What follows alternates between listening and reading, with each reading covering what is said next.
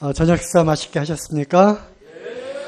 잠실교회 식사 맛있죠? 내일 낮에 오시면 더 맛있는 거 드리겠습니다. 사람이 떡으로만 사는 것이 아니라 하나님의 입에서 나오는 모든 말씀으로 산다고 예수님이 사단에게 시험을 받을 때 이 돌들로 떡덩이가 되게 하라 했을 때 그렇게 말씀을 하셨습니다. 우리가 사람은 만물의 영장이기 때문에 동물과 다른 것은 동물은 무조건 먹는 것만 있으면 배부르고 만족하죠. 하지만 사람은 먹는 것만으로는 만족하지 못하도록 그렇게 지음을 받았습니다. 거기에는 어떤 영적인 영혼의 문제가 배부르고 만족해야지만 우리는 행복감을 느끼고 또 음식을 먹으면 배가 부르는 것처럼 영의 그러한 만족과 행복도 영적인 것들을 취하게 될 때 사람이 영이기 때문에 그러한 영적인 배부름도 느끼게 되는 거죠. 그래서 먹는 것이 풍족한 것처럼 하나님의 말씀인 이러한 영의 양식도 풍성하게 섭취하시기 바랍니다. 자, 이 주제를 갖고 저희가 진행을 하고 있습니다. 하나님은 모든 사람이 구원을 받으며 진리를 아는 데 이르기를 원하시느니라. 아까 사회 보시는 형제님께서 많은 구도자들 이렇게 오게 해주셔서 감사합니다 이렇게 했는데 구도자라고 처음 들어보는 단어시죠, 그죠? 그래서 도를 찾는 사람들, 구도자. 저희가 또 그런 용어를 사용하기도 합니다. 그래서 도가 무엇이냐? 길도자잖아요. 그래서 진리, 길, 하나님의 길, 인생의 길, 천국 가는 길. 그래서 길도자를 써서 구도.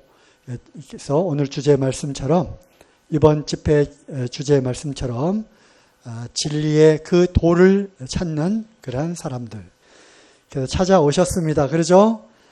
그래서 구하는 것들을 찾으시기 바랍니다. 예수님께서 산상수훈이라고 하는 그 말씀을 통해서 심령이 가난한 자는 복이 있나니 저렇게 하시면서 두드리라 그러면 열릴 것이요 찾으라 그러면 얻을 것이다 그런 말씀을 있잖아요. 그래서 구하는 자에게 하나님께서 주신다고 말씀을 하십니다. 우리 아이들이 부모님에게 달라고 구할 때 부모님이 좋은 것을 주시잖아요. 그것처럼 구하는 이 자녀들에게 하늘 아버지께서 좋은 것을 주시지 않겠느냐라고 말씀하셨어요. 그래서 구도하는 그러한 마음으로 하나님께 구하는 마음으로 문을 두드리시고 구하면 분명히 원하는 해답을 얻으실 수 있습니다. 자, 1교시는 하나님은 어떤 분이신가 말씀을 드렸고요. 이어서 이제 오늘 예수가 누군가, 물론 믿는 분들에게 있어서는 아니 예수님이 어떤 분이신가 해야지 예수가 누군가 뭐 이렇게 해도 되겠는가 그렇게 이제 하시지만 일반적으로 옛날에도 그랬어요. 도대체 나사렛 예수, 그 예수가 도대체 누구냐라는 거에 관심이 있었고 그 정체를 알기 위해서 예수님 당시에도 많은 사람들이 묻기도 하고 예수님을 찾아오기도 했고 또 심지어는 빌라도 그 총독도 궁금해서 나중에 물었잖아요. 내가 정말 유대인의 왕이냐라고 이제 묻기도 했습니다. 그러니까 도저히 알쏭달쏭한 예수님의 그 실체에 대해서 오늘 그 짧은 시간이지만 또 성경 말씀을 찾아보면서 그렇구나라고 배우는 시간이 되기를 바랍니다. 그리고 내일 또 2시간 이어서 말씀을 드리겠습니다. 자, 이렇게 여러 이제 사진과 초상화가 있는데요. 어떤 게 이제 예수님의 실제 모습인지, 그때는 사진이 없었잖아요. 아무도 알 수가 없습니다. 맨 왼쪽에 있는 그림은 이제 소위 이제 여러 성화에 많이 나오잖아요. 그래서 예수님은 아주 미남형으로, 그리고 이제 유럽의 그런 혈통을 갖고 머리도 길고 이렇게 이제 그려 왔고요. 두 번째 그림은 어디서 그려진 걸까요? 요즘에 AI 아시죠? AI를 명령을 내려서 예수님의 그 실제 모습을 그려라 해서 그려낸, 그러니까 컴퓨터가 그려낸 예수님의 초상화고요. 그럴듯한 것 같죠? 세 번째 모습은 패션 오브 크라이스트라고 아시죠? 예수님의 겟세마네 동산에서 아버지여 이렇게 기도하는 장면부터 해서 예수님 그 십자가에 달려 돌아가시는 그러한 장면까지 아주 생생하게 리얼하게 영화로 이제 나온 게 있었죠. 거기에 이제 배우의 이제 모습이고요. 그 다음에 마지막 네 번째는 이건 역시 예수님의 초상화를 그린 겁니다. 상당히 생소하죠? 그죠? 그래서 이제 2001년도에 영국의 그 유명한 대학에서 이제 연구자들이 모여서 이제 연구 끝에 그려낸 그림이에요. 그러니까 그냥 막 그린 것이 아니라 당시에 이스라엘이라고 하는 그 나라는 레바논, 시리아, 또 이러한 팔레스타인, 중동에 자리 잡고 있었죠. 그리고 혈통적으로 볼 때 셈, 함, 야벳, 셈의 후예이기 때문에 분명히 맨 왼쪽에 있는 유럽 계통의 그러한 모습은 아닐 것이다. 그래서 보통 평균적인 중동 사람의 그런 모습들을 평균을 쭉 내가지고 그려낸 그림이 바로 맨 오른쪽에 있는 그림이에요. 그래서 저 모습을 봤을 때 저게 무슨 예수님이야? 그렇게 얘기를 하겠죠. 그죠? 하지만 우리는 이미 오랫동안 어떤 성화라고 하는 그것에 어찌 보면 세뇌를 당한 결과일 수도 있겠다는 거죠. 어쨌든 이러한 여러 가능성을 놓고 이제 보겠습니다. 특별히 맨 오른쪽에 있는 저런 모습의 형상을 하고 이제 짠 하고 이스라엘 전역에 나타나셨다고 생각을 해 보시고요. 그리고 이분의 입에서 여러 말씀들이 나오고 맨 오른쪽 맞나요?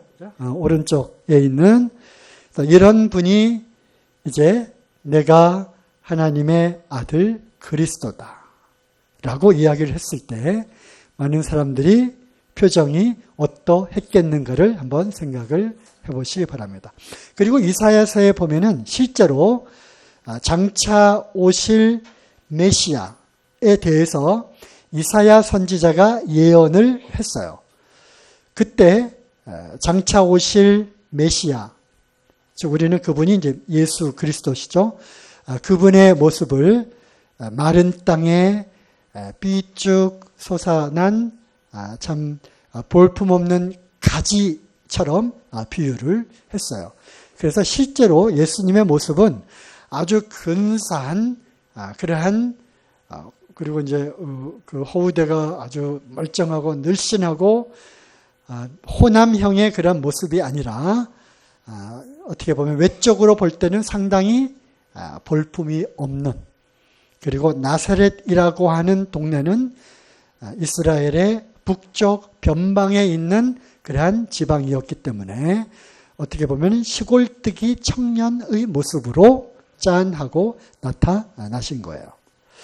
그러한 것들을 또 우리가 생각을 하면서 과연 예수가 누군가라고 그 당시 사람들이 어떻게 생각을 했는가. 그리고 2000년 동안 역사를 쭉 지내오면서 지금까지도 많은 사람들이 예수를 또는 예수님을 정말 무엇이라고, 누구라고 생각을 하는지, 그리고 이제 여러분들 각자의 마음속에 이제 여쭤보겠습니다. 여러분은 예수님을 누구라고 생각하십니까? 그렇죠? 그래서 오늘의 주제는 그 예수님이 과연 누구인지 성경 말씀을 통해서 한번 살펴보도록 하겠습니다. 먼저 그 전에 예수님의 생애를 한번 쭉 보면 우리가 크리스마스 시즌 때 이제 기쁘다 구주 오셨네 이렇게 캐롤도 부르기도 하고요. 옛날에 저 어렸을 때만 해도 공영방송에서 크리스마스 시즌이 되면 예수님 영화가 명화극장, 주말의 명화 이런 시간에 가끔 나왔어요. 그리고 성경 이야기를 토대로 만든 영화들이 심심치 않게 방영이 되었거든요.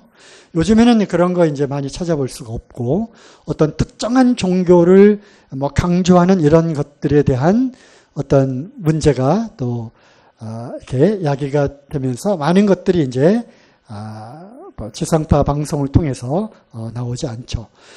그때 또 이제 생각을 해보고 또 우리가 영화나 또는 어떤 책자를 통해서 우리가 듣고 또 배운 바가 있죠. 자, 예수님이 처녀 마리아를 통해서 이제 하나님의 천사가 수태고지를 하죠. 그래서 장차 내 안에 성령으로 잉태할 그런 아이가 태어날 거다.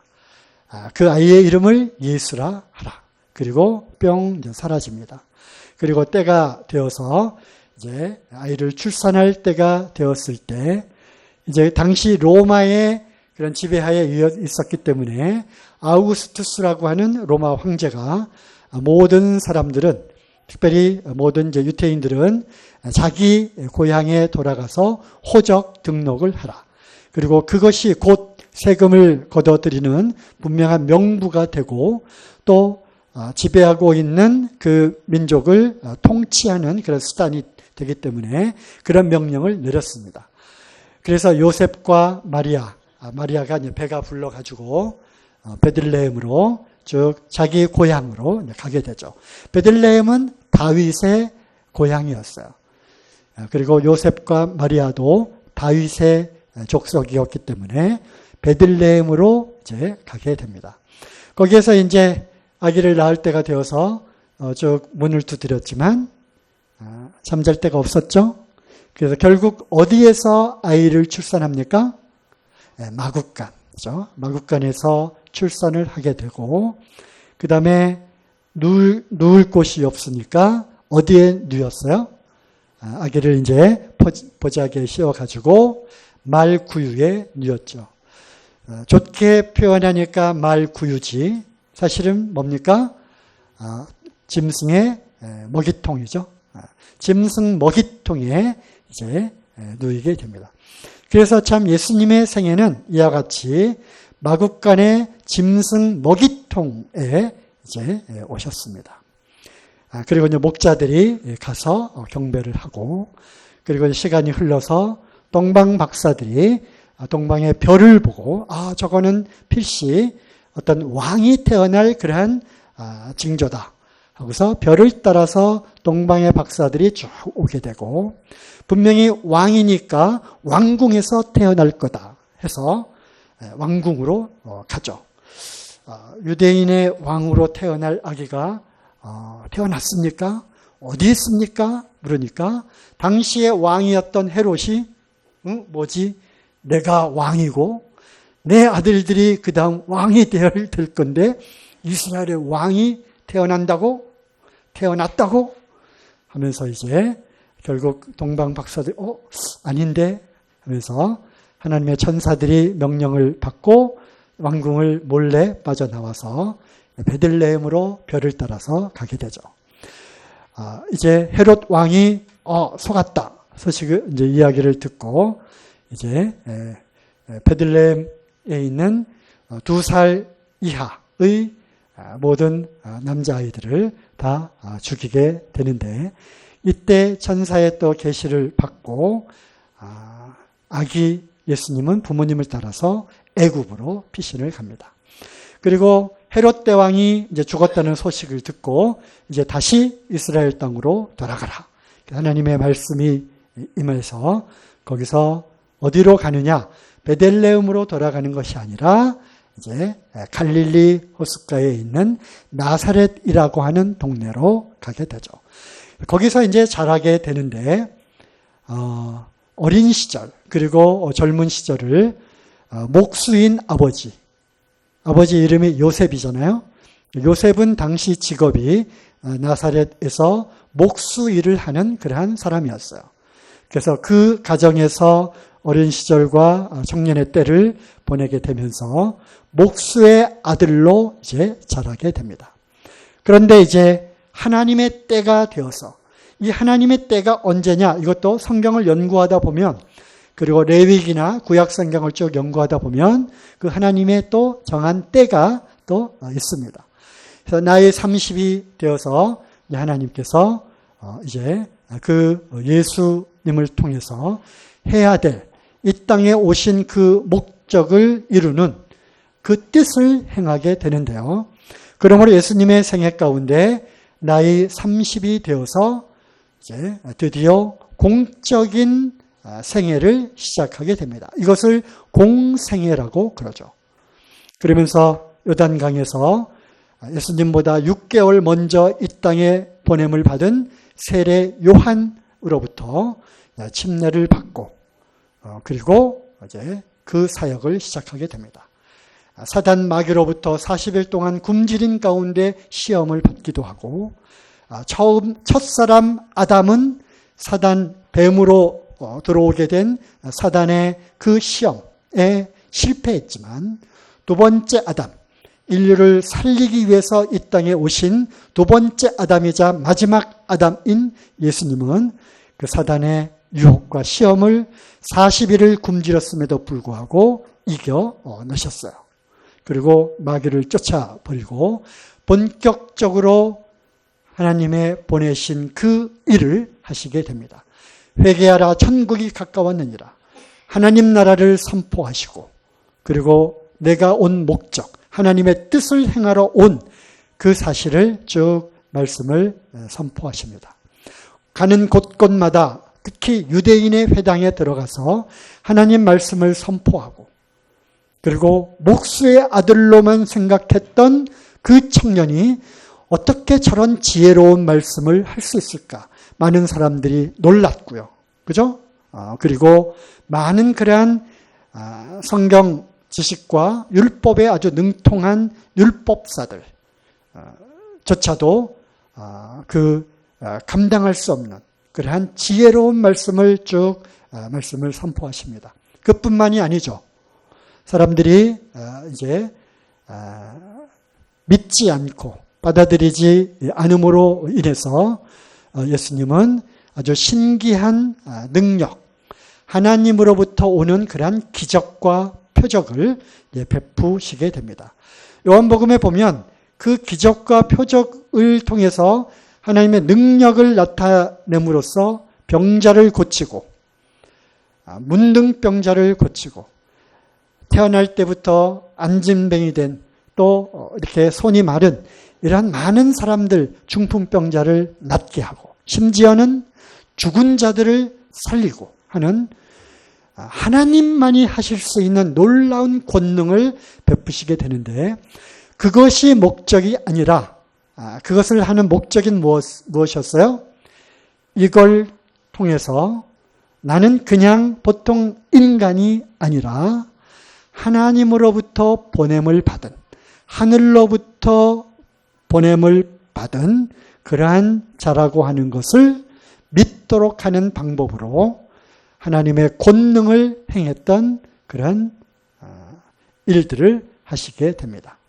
그리고 이제 기록된 성경 말씀을 토대로 우리가 또 아는 것은 3년 반의 그러한 사역을 마치고 이제는 떠날 때가 되어서 결국 십자가를 짊어지고 이제 사람들의 모든 죄를 다 대속하기 위한 대속 제물로 십자가에서 돌아가셨습니다. 그렇죠?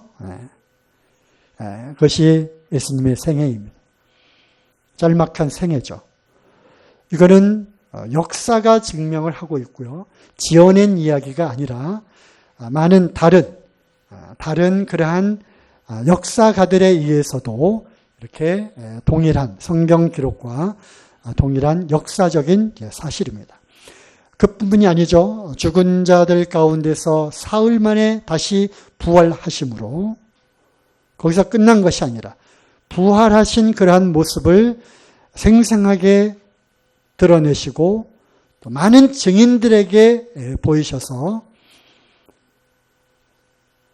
그가 정말로 하나님의 권능으로 살아난 그리스도 메시아라고 하는 것을 확증해 보이신 그런 말씀들이 성경에 쭉 기록이 되어 있습니다. 오늘 말씀 다 드렸네요. 예수님이 누구신가? 네. 그래서 이제 기록된 성경 말씀을 통해서 한번 찾아보도록 하겠습니다. 우선 마태복음 16장 13절 한번 펴서 같이 한번 이렇게 쭉 보도록 하겠습니다. 마태복음 16장 13절부터 예수께서 가이사랴 빌립보 지방에 이르러 제자들에게 물어 가라사대 사람들이 인자를 누구라 하느냐. 인자는 영어 성경의 Son of Man, 사람의 아들, 이거를 한자로 인자라고 번역을 했고요. 그러니까 결국 예수님이 자신을 인자라고 이렇게 표현을 하셨고 결국 이 질문은 사람들이 내가 바로 인자인데 나에 대해서 뭐라고 말을 하느냐. 14절에 제자들이 이렇게 이야기를 하죠. 가로되 더러는 세례 요한, 더러는 엘리야, 어떤 이는 예레미야나 선지자 중에 하나이다. 그래서 이제 많은 사람들이 예수님이 하나님 나라를 선포하고 또 그리스도 메시아라고 말씀하시고 나는 하늘로부터 내려온 자, 하나님의 아들이다라고 말씀을 쭉 하시면서 놀라운 그런 하나님의 말씀을 쭉 선포를 하니까 사람들이 놀란 거죠. 와, 구약시대에 엘리야 같은 그런 선지자가 나타나서 엘리야가 했던 놀라운 기적들을 베풀고 있구나. 그는 하나님의 선지자다. 이렇게 어떤 사람들은 그렇게 말하더이다. 이렇게 얘기를 하고요. 어떤 사람은 예레미야 선지자는 백성들을 깨우치고 백성들을 막 책망하고 하나님의 말씀으로 다시 돌아와야 될 것을 말씀한 눈물의 선지자였어요. 그래서 예수님이 막 호소하셨잖아요. 하나님 나라를 선포하시고 그리고 하나님께 다시 회개하고 돌아오라라고 하는 복음을 믿으라고 하는 그러한 말씀을 아주 그냥 막 호소하시고 눈물을 또 흘리셨어요. 그래서 그걸 보니까 예레미야와 같은 그러한 선지자인 것 같다. 그렇게 말들을 합니다. 이렇게 얘기를 했어요. 그랬더니 15절 그렇다면 너희는 제자들이 그때 12명의 제자들 따라다녔잖아요. 사도들이 쭉 같이 따라다녔는데 직접 예수님으로부터 말씀을 더 가까이서 듣고 또 예수님이 실제로 행한 그러한 놀라운 기적들을 직접 경험한 그런 제자들에게 물었어요. 너희들이 나를 이제 오랫동안 따라다니고 나를 지켜보았는데 그러면 너희는 나를 누구라 하느냐? 자, 제자들도 동일하게 글쎄요, 세례 요한 회개하라고 자꾸 외치니까 세례 요한이 다시 환생한 건가? 아니면 엘리야나 에레미야 같은 선지자 노릇을 하시는 분인가? 그들조차도 잘 알지 못했어요. 이때 베드로가 이야기를 하죠. 16절 시몬 베드로가 대답하여 가로되 주는 그리스도시요 살아계신 하나님의 아들이시니이다. 그러니까 예수께서 대답하여 가라사대 바요나 시몬아 베드로를 이야기하는 거죠. 내가 복이 있도다. 이를 너한테 알게 한 이는 혈육이 아니요 하늘에 계신 내 아버지시니라.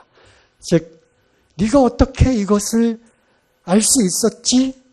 이거는 혈육을 통해서, 즉 사람의 생각이나 어떤 공부를 통해서나 어떤 사람이 알려준 것이 아니라 아버지께서, 즉 아까 말씀드린 대로 하늘로부터 내려온 계시의 영을 통해서 네가 깨달은 것이다 하고서 베드로를 칭찬을 했어요. 그래서 이제 이 말씀을 제가 읽은 이유는 동일한 질문을 드리는 거예요. 여러분 각자는 예수님을 누구라고 생각하십니까? 많은 분들이 학교에서 배운 대로 또 사람의 그러한 교훈을 따라 석가, 공자, 소크라테스 또는 마호멧과 같은 어떤 성인, 성자 또 어떤 종교의 창시자로 생각하는 세계 4대 종교의 어떤 창시자로 생각을 하시는지 그렇게 배웠기 때문에 아니면 보통 일반 사람들은 참 따라가기 힘든 어려운 사랑을 선포하고 또 놀라운 그러한 어떤 위대한 말씀을 선포하신 하나님의 선지자로 생각을 하시는지 아니면 잘 모르시겠는지 그래서 오늘 알려드리도록 하겠습니다. 혈통으로 즉 혈육을 통해서는 알 수 없다고 하는 것이죠. 즉 아까 하나님은 누구신가 어떤 분이신가에 대해서 역시 마찬가지로 사람의 지혜로는 알 수 없는 것처럼 하나님의 그 모든 것들에 대해서 일일이 깊이 있게 알 수 없는 것처럼 예수님에 대한 부분에 있어서도 우리 스스로의 연구하고 참 공부하고 혈통을 통해서는 결코 알 수 없고 하나님의 계시 즉 기록된 성경 말씀을 통해서만 예수님이 누구신지를 알 수 있다고 하는 것이죠. 그 중에서 특히 예수님 자신이 당신 자신에 대해서 어떻게 말하고 있는지를 통해서 알아보도록 하겠습니다. 성경은요, 유대인들 또는 기독교인들이 하나님을 믿고 예수님을 믿도록 하기 위해서 그들이 생각해내서 써온 그러한 책이 아니라 모든 성경은 하나님의 감동으로 되었다고 말씀하고 계시고요. 이거는 무려 1600년에 걸쳐서 약 40명의 사람들에 의해서 기록이 된 겁니다. 모든 성경은요, 이 성경이 66권으로 구성이 되어 있고요.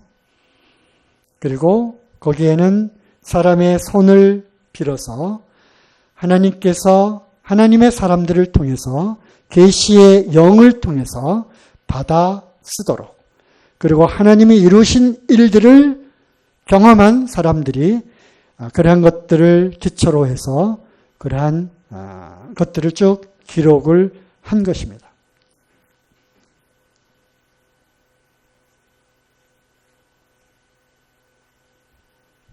써보세요. 부르는 대로 써보세요. Good morning, everyone. Nice to meet you. 뭔지 아세요? 네, 뭐 이 정도 영어는 이제 아시죠, 그죠? 하지만 영어를 전혀 모른다고 했을 때 good morning 무슨 뜻이지? 쓰라고 해서 썼지만 nice to meet you 쓰라고 해서 썼지만 쓰는 자신도 깨닫지 못하고 쓰는 경우도 있다는 것입니다. 즉 쓰라고 하는 그러한 어떤 명을 받아서 또는 어떤 영감에 의해서 이제 받아 적은 그러한 부분들도 있다고 하는 것이죠. 이것이 하나님의 영감을 통해서 기록된 성경들입니다. 그리고 40명의 저자가 다 다를지라도 그리고 오랜 세월에 걸쳐서 기록이 되어졌다 할지라도 전체적으로 흘러가는 그러한 맥락, 그 주제는 흘러가는 주제가 일맥상통하고 있다고 하는 것이죠. 왜냐하면 성경의 실질적인 저자는 누구니까? 하나님이시기 때문입니다. 어쨌든 말이 길어지는데요.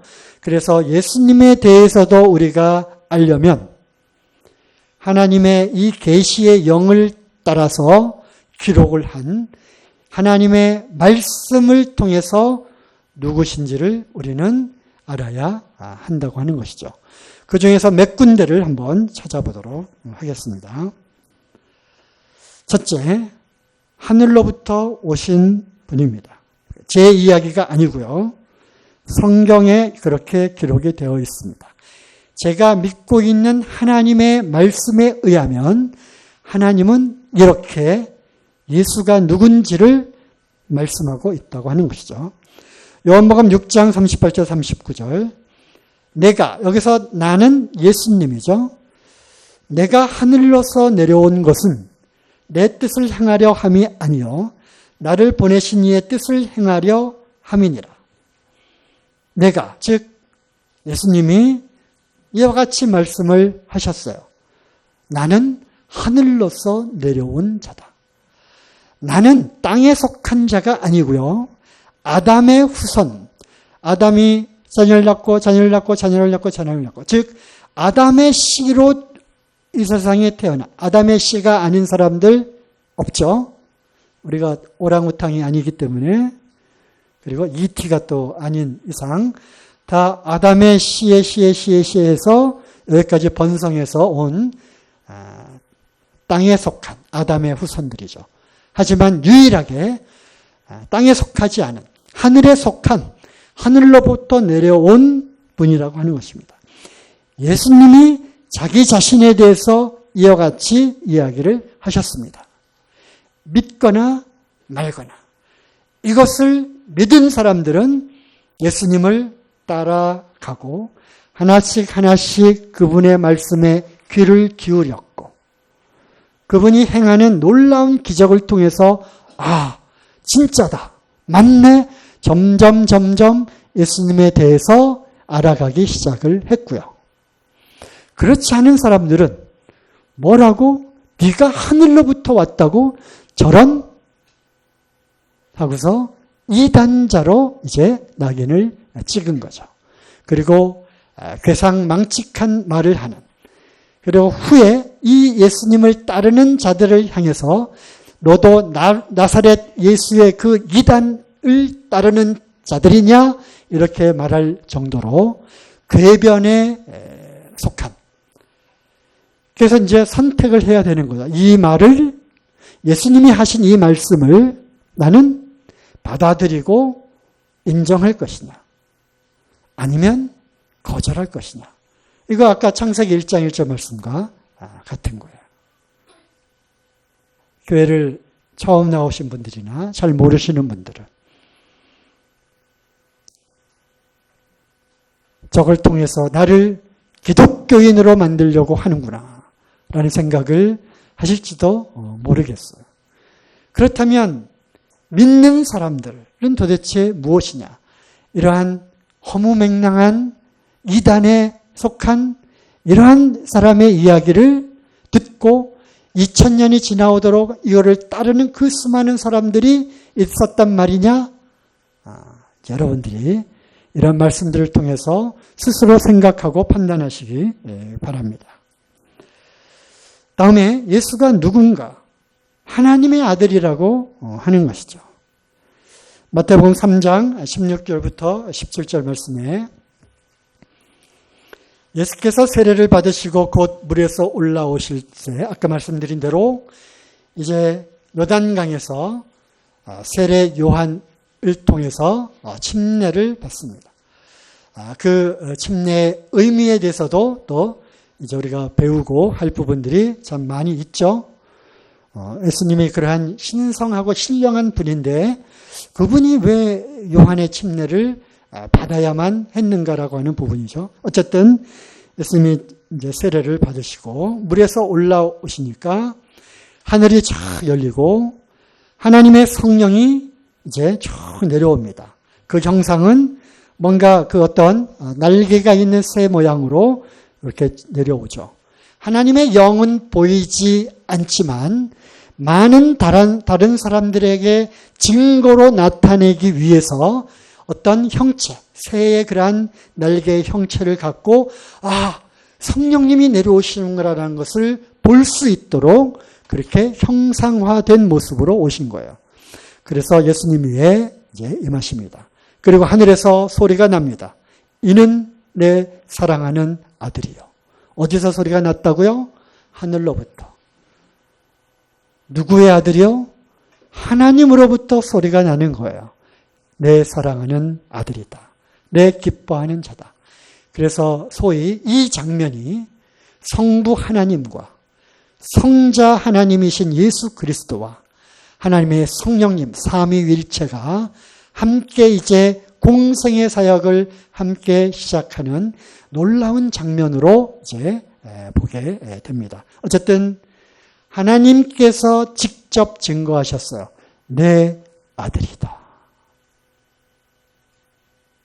요한복음 5장 18절 말씀에 유대인들이 이를 인하여 더욱 예수를 죽이고자 하니 그래서 예수님을 이제 참 잡아 죽이려고 했어요. 왜냐하면 그 신앙심이 아주 많은 유대인의 그러한 율법에 아주 철두철미한 그들의 관점에서 보았을 때 예수님의 그러한 행함 또 말 안식일을 막 어기는 그러한 일들을 막 행하는 거예요. 그뿐만 아니라 차마 입에 담을 수 없는 이야기, 바로 이 이야기죠. 하나님을 자기의 친아버지라 하여 자기를 하나님과 동등으로 삼으심이라. 하나님을 아버지라고 부르는 거예요. 그러니까 하나님을 아주 절대적으로 신뢰했던 유대인들, 율법학자들의 그 생각에는 아니 네가 감히 사람의 그러한 모습을 취해 너 분명히 사람이잖아. 사람인데 네가 하나님을 아버지라고 부른다고 하나님을 아버지라고 부른다는 것은 하나님의 아들이고 하나님의 아들은 유대인들의 그러한 생각에는 그는 곧 하나님이라고 하는 것입니다. 그러니까 네가 사람의 모습으로 있으면서 네가 스스로를 하나님이라고 하면서 십계명에 나와 있는 하나님의 이름을 망령되이 일컫지 말라. 그 율법을 증거로 해서 잡아 죽이려고 참남하도다. 이거는 신성모독이다. 하나님의 이름을 더럽힌 것이다. 라고 잡아 죽이려고 한 것이죠. 어쨌든 예수님은 이렇게 얘기를 하셨어요. 하늘을 향해서 하나님을 향해서 아버지여 라고 하나님을 친아버지로 부르셨다고 하는 것이죠. 이것이 무슨 뜻이냐. 하나님이 뿅 하고 아들을 낳았느냐. 우리는 자꾸 인간적인 생각, 우리의 경험을 통해서 알고 있는 이러한 세계에서의 아버지와 아들, 낳는다고 하는 개념을 자꾸 생각하는 거예요. 그러니까 하나님이 어떻게 낳아? 이렇게 생각하는 거죠. 이거는 하나님으로부터 왔다고 하는 그런 의미인 것이고요. 사람들이 생각하는 사람들의 언어로 이야기를 하는 겁니다. 즉 하나님이 사람의 모습으로 오셨다는 것입니다. 뭐라고요? 하나님의 아들이라고 하는 것은 눈에 보이지 않는 하나님, 아까 배우셨죠? 영이신 그 하나님께서 사람들을 구원하기 위해서 사람의 모습으로 오신 하나님이라고 하는 뜻입니다. 뭐가요? 하나님의 아들이라고 하는 뜻은. 그래서 하나님을 자기의 친아버지라고 해서 하나님과 동등으로 자칭 하나님으로 선포하시는 이러한 일들이 있었습니다. 그래서 요한복음 10장 30절에는 더 놀라운 말씀을 하시죠. 나와 아버지는 하나이니라. 따라다니던 제자들도 궁금했어요. 자꾸 아버지 크니까 아니 예수 선생님 당신은 분명히 여기 계시는데 아버지라고 자꾸 부르시는데 아버지를 보여주시면 우리가 그 아버지를 믿겠습니다. 제자들조차도 그렇게 이야기를 했어요. 제자들조차도 온전히 하나님이 누구신지를 알지 못했던 거예요. 아까 시몬 베드로를 통해서 그 고백하게 한 것은 그는 자기도 모르는 사이에 계시의 영을 따라 그렇게 고백을 한 거라니까. 이때 예수님이 말씀하시죠. 나를 본 자는 아버지를 보았느니라. 참 이해하기 힘든 그런 얘기를 하십니다. 나를 본 자는 아버지를 보았느니라. 왜냐하면 나와 아버지는 하나이기 때문에 그렇다. 이 말씀을 풀어 해석하면 아까 말씀드린 대로 하나님과 인간의 몸으로 오신 예수 그리스도라 칭하는 하나님의 아들은 하나라고 하는 것입니다. 하나. 그리고 사람의 언어로 표현하자면 눈에 보이지 않는 하나님이 눈에 보이는 그러한 모습으로 이 땅에 오셨다는 것입니다. 그분을 우리는 하나님의 아들 예수 그리스도라고 부르는 것이죠.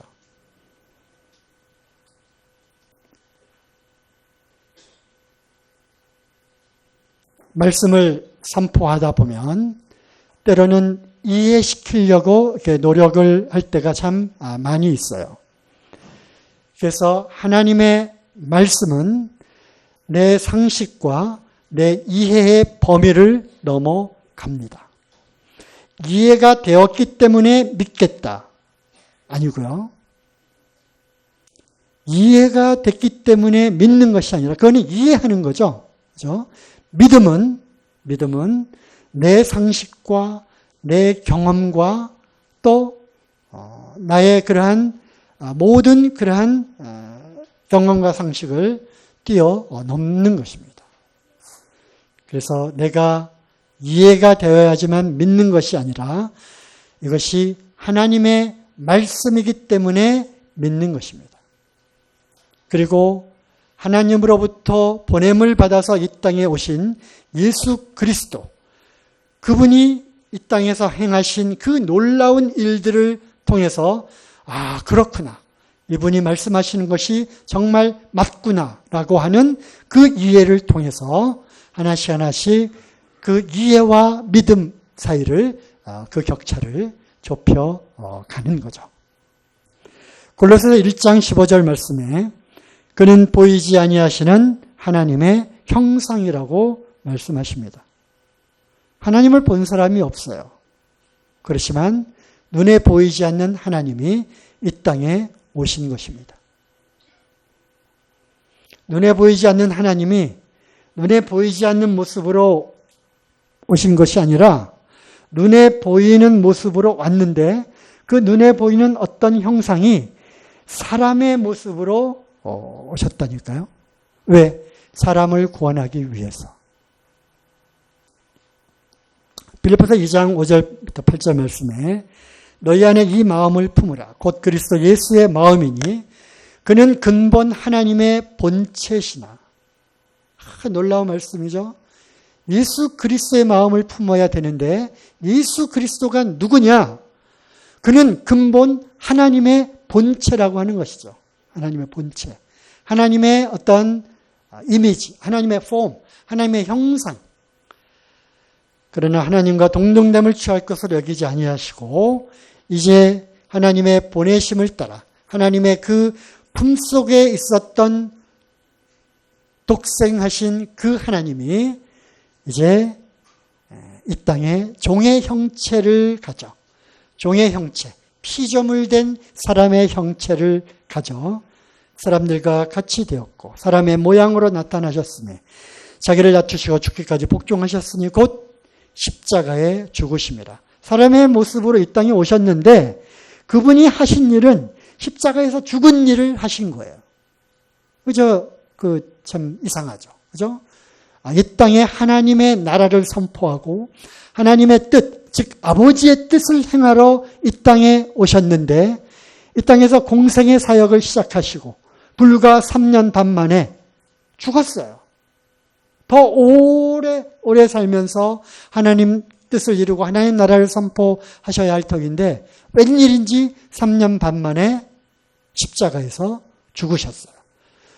그것이 하나님의 뜻이었나? 왜 그렇게 하셨지? 예수님이 이 땅에 오신 이유는 십자가에서 죽기 위해서 왔단 말이냐? 많은 사람들은 살기 위해서 왔는데 예수는 십자가에서 죽기 위해서 왔단 말이냐? 하는 거죠.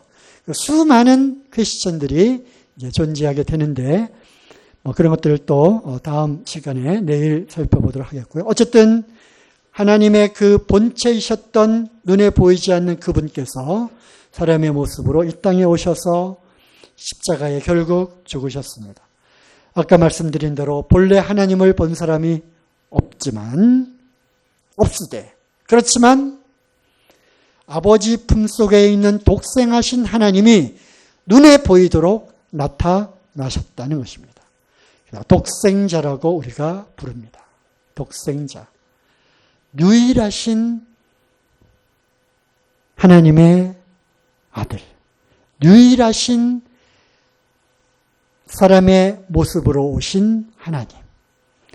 하나님의 마음과 하나님의 계획과 하나님의 생각 속에 품고 계셨던 그 생각과 그 마음이 형상화해서 나타나셨다고 하는 것입니다. 예수가 누군가? 예수님이 누구신가?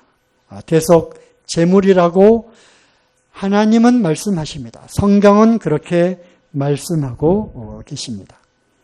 골로새 1장 20절 말씀에 보면 그의 십자가의 피로 화평을 이루사 만물 곧 땅에 있는 것들이나 하늘에 있는 것들, 눈에 보이는 것들이나 눈에 보이지 않는 것들을 그로 말미암아 자기와 화목해 되기를 기뻐하심이라. 하나님과 거룩하신 하나님과 빛 가운데 계신 하나님과 죄가 세상에 들어와서 이제 죄인이 되어버린 인생들, 어두움 가운데 있었고 결국 죽음이 오게 되었고 결국은 지옥의 심판을 받게 되는 참 안타깝고 기구한 운명을 갖고 있는 이 사람. 어두움. 죄인, 거룩하신 하나님, 빛 가운데 계신 하나님. 이 둘은 서로 가까이 할 수가 없는 거예요. 하나님은 죄를 미워하시고 어두움과 빛이 함께 할 수 없기 때문에 그런데 사람들이 거룩하신 하나님 앞에 갈 수가 없었던 거예요. 가면 즉사하는 거죠. 성경에 그런 예가 참 많이 나와요. 두려운 거예요. 빛 대신 그 하나님. 또 하나님이 말씀하시니까 들을 귀가 있는 사람들에게는 들렸지만 그렇지 않은 사람들에게는 막 우레와 같은 천둥 소리로 이렇게 들리는 거예요. 막 두려웠어요. 번개가 치고 검은 먹구름이 막 치고 또 화염이 내려와서 산을 막 태우고 사람들이 너무 두려웠어요. 그래서 하나님 앞에 감히 갈 수 없는 거룩하시고 위대하신 그 하나님 앞에 제발 얼굴을 가려달라고 부탁할 정도로, 또 이사야서에 보면 이제 이사야가 환상 가운데 보좌에 계신 하나님을 보게 되었어요. 그 영광을 보게 되었어요. 그러니까 이제 탄식을 하죠. 내가 이 부정한 내가, 입술도 부정하고 마음도 부정한 이 내가 거룩하신 하나님을 보았구나. 이제 나는 죽었다. 화로다 나여. 내가 거룩하신 하나님을 이 부정한 자가 보게 되었구나 라고 탄식하는 장면이 나오고요. 네, 또 모세도 하나님을 보여달라고 했어요. 그랬더니 하나님이 말씀하셨죠. 나를 보고 살 자가 없다. 그래서 감히 이 죄인들이 거룩하신 하나님 앞에 갈 수가 없는 거예요. 죄라고 하는 장벽이 쳐 있어서 서로 왕래가 무너진 거죠.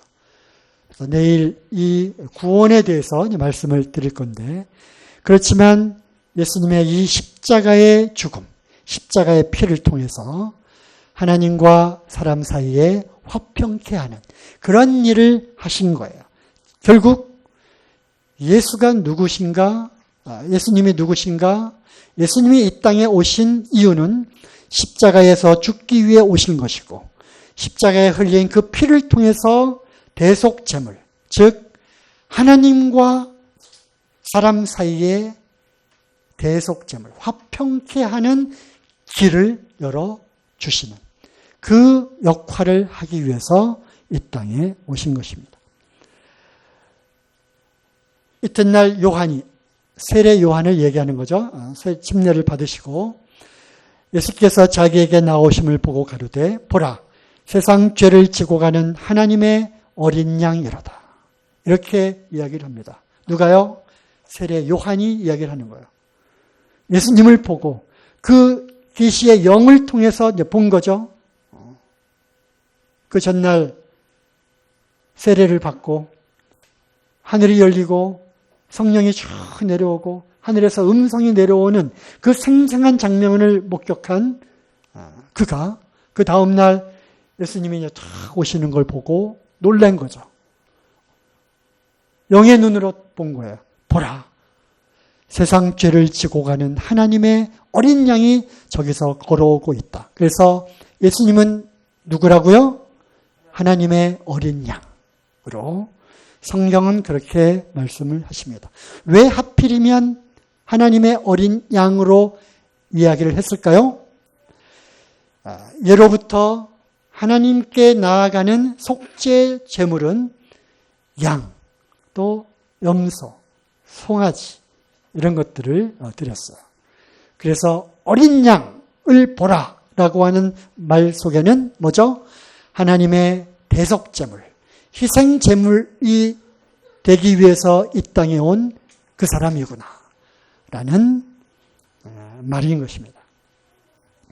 마태복음 20장 28절에 인자가 온 것은 섬김을 받으려 함이 아니라 도리어 섬기려 하고 자기 목숨을 많은 사람의 대속물로 주려 함이니라. 대속, 죄를 속죄하는 그러한 희생제물로 자신을 주기 위해서 하나님의 아들, 인자, 아까 얘기했죠? 예수님이 이 땅에 오신 것입니다. 이것은 죄사함을 얻게 하려고 많은 사람을 위하여 흘리는 바 나의 피, 곧 언약의 피니라. 내일 일찍 오시면 우리가 이 예수님의 피를 상징하는 언약의 피, 죄사함을 주기 위해서 흘리신, 십자가에서 흘리신 그 피를 상징하는 언약, 즉 약속의 피, 생명을 주고 맺은 언약의 피에 대해서 우리가 또 성찬, 주님의 만찬 예식을 통해서 또 알게 됩니다. 그래서 일찍 오시면 또 좋겠고요. 그가 우리를 흑암의 권세에서 건져내다. 그 예수 그리스도가 누구신가? 우리를 흑암의 권세에서 건져내신 분이시고, 그래서 자기의 나라, 즉 하나님 나라, 그 사랑의 아들의 나라로 옮기신 분이십니다. 우리가 예수 그리스도 안에서 구속, 즉 구원, 곧 죄사함을 얻은 것입니다. 내일 구원에 대한 말씀을 드릴 텐데 구원이 무엇이냐? 건져내는 것이죠. 여기 나와 있는 대로 건져내서 하늘나라, 천국으로 옮기는 것입니다. 그것은 결국 죄를 사하는, 죄사함을 얻는, 이것을 우리는 구원이라고 말을 하죠. 그래서 예수님은 구원자로 이 땅에 오셨습니다. 예수님의 이름 자체가 구원자라고 하는 뜻이에요. 구원할 자. 그래서 예수님의 이름 뜻이 바로 구원자라고 하는 것입니다. 그래서 예수가 누구인가? 구원자. 그 단어의 뜻이 갖고 있는 것이 바로 구원자예요.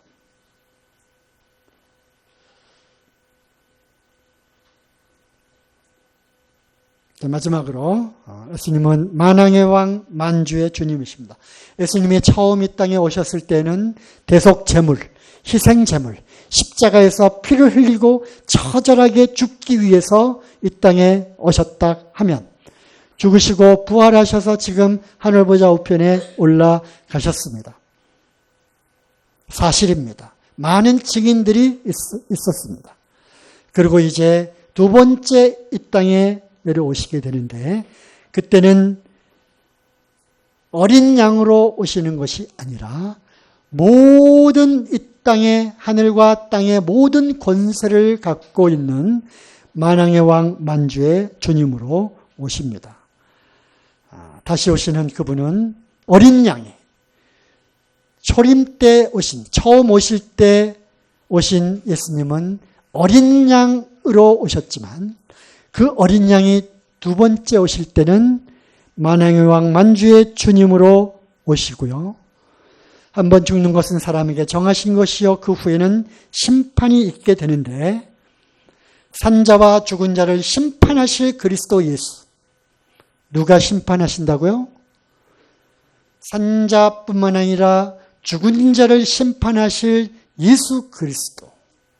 심판주로 오신다고 하는 것입니다. 그러므로 예수님이 누구신가에 대한 성경 말씀들을 통해서 하늘로부터 보냄을 받은 분, 하늘로부터 오신 분, 하나님의 아들. 그분은 대속제물로 이 땅에 오시고 그분의 이름 자체, 그분이 오신 목적은 구원하기 위해서 오셨기 때문에 그분은 유일하신 구원자이시고 그리고 이제 앞으로 오실 예수라고 하는 예수님은 예수, 인간 예수로서가 아니라 우리의 주, 하나님, 예수 그리스도로 이 땅에 심판주로 오시는 것입니다. 본래 그 하나님으로서의 심판주로 다시 오시게 될 것입니다. 그러므로 이제 말씀을 정리하면서 다시 질문을 드립니다. 여러분은 예수를 누구라 하시겠습니까? 예수님을 누구라 하시겠습니까? 뭐라고 말하시겠습니까? 아직 잘 모르시는 분들도 계시겠고 또 이것이 기적입니다. 이것이 믿어지게 된 것이 기적이죠. 저도 역시 예수 믿는 사람들, 예수쟁이들, 교회 다니는 사람들 많이 조롱하고 그랬어요.